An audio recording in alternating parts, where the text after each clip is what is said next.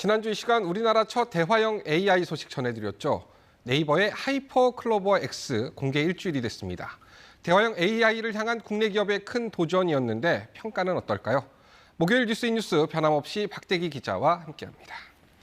박 기자, 클로버 X 기대가 컸는데 네. 성적표가 궁금합니다. 어떻게 나왔습니까? 네, 이렇게 새로운 상품이 등장하면은 가장 단적으로 시장의 반응을 알 수 있는 것이 주가의 흐름인데요.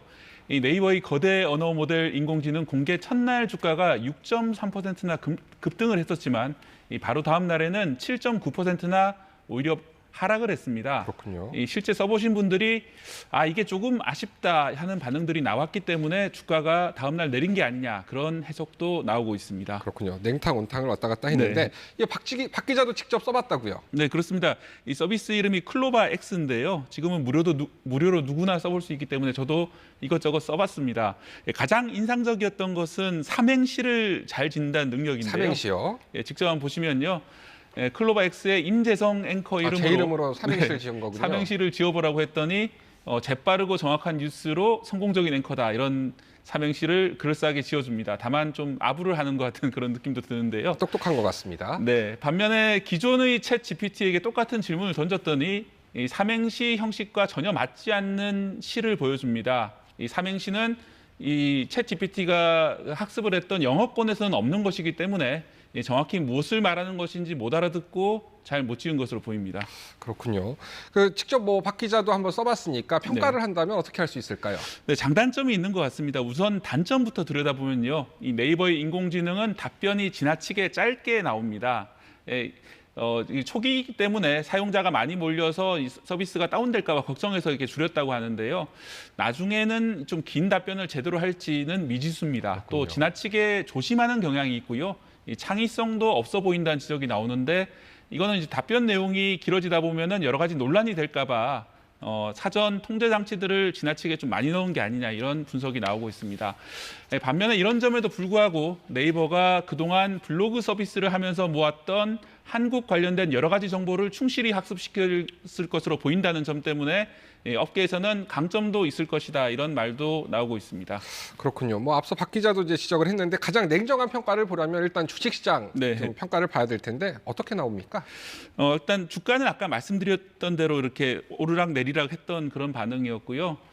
다만 이제 증권업계의 분석으로는 긍정적인 점이 많다 이런 분석들이 또 나오고 있습니다. 이유는 이 개인용 서비스야 말씀드린 대로 평가가 좀 엇갈리더라도 네이버가 다른 기업을 상대로 인공지능 서비스를 판매해서 돈을 벌 수 있다는 전망이 나왔기 때문입니다. 삼성증권의 한 연구원은 이 기업 상대의 IT 솔루션 시장에서 성장을 가져올 수 있다면서 긍정적인 평가를 했고, 다른 증권사에서도 이 기업용 서비스로 비용을 회수할 수 있다. 그러니까 AI 개발 비용을 회수할 수 있다는 점이 장점이다 이런 반응이 나오고 있습니다. 그렇군요. 그럼 네이버 클로버 X 앞으로 그럼 기업을 주력 대상으로 삼는 겁니까? 네, 그렇습니다. 당분간은 이제 기업을 중점적인 영업 상대로 이제 삼을 것으로 보이고요. 이 개인을 상대로 했을 때는 예를 들어서 이제 블로그에 글을 쓸 때 개인이 글감이나 소재를 AI가 제안해주는 서비스를 추진해보고 있습니다. 또 긴 글을 올렸을 때 이용자가 긴 글을 올리면 이 글을 토대로 표를 그려준다든지 내용을 쉽게 요약해준다든지 하는 식으로 업무를 도와주는 서비스도 추가를 해나갈 예정입니다. 지금 당장 써볼 수 있는 기능은 이 클로바 X를 면접관처럼 활용하는 방법인데요.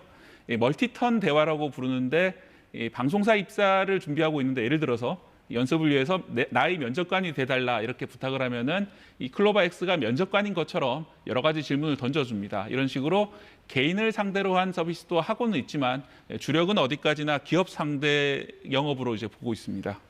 그렇군요. 우리가 경쟁 상대 이제 신경을 안 쓸 수가 없는데 챗 GPT라든가 구글 여기도 지금 기업에 신경을 쓰는 겁니까? 네, 최근에는 이 회사들도 개인용 서비스 출시했지만은 그것보다는 기업에 더 주력하는 모습을 보이고 있습니다.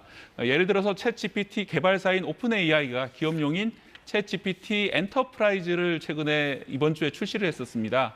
이건 일반인이 돈을 내고 쓰는 유료 챗 GPT보다도 최대 2배 정도 더 빠른 성능을 보여주고 있습니다. 오픈 AI는 이 기업용의 경우 고객의 정보로 학습하지 않는다면서 이 기업들이 우려하는 보안 문제도 강화됐다라고 밝혔습니다. 재미있는 점은 오픈 AI 최대 주주인 마이크로소프트가 이미 이보다 전에 기업용 서비스를 따로 출시를 했다는 점입니다. 결국은 모회사와 자회사가 같은 기업용 시장을 놓고 경쟁하는 그런 꼴인데 그만큼 기업용 시장이 중요하다 이런 의미로 해석이 되고 있습니다. 구글 역시 어제 바로 기업용 서비스를 새로 출시를 했습니다. 그렇군요. 지금 흐름을 보니까 이제 기업이 이제 주 타겟이 될 것 같은데 네. 기업에 이렇게 올인하는 특별한 이유가 있습니까? 아무래도 개인 서비스는 이용자가 적을 수가 있습니다. 이게 매달 26,000원 정도 이용료를 내야 되는데요. 실제로는 적을 수 있기 때문에 그것보다는 꾸준히 매출을 낼 수 있는 기업에 주력하는 것으로 보입니다. 그렇군요. 어쨌든 우리도 첫 발을 뗐으니까 계속 진화하는 기술력을 좀 보여줬으면 좋겠네요. 박 기자 잘 들었습니다. 네.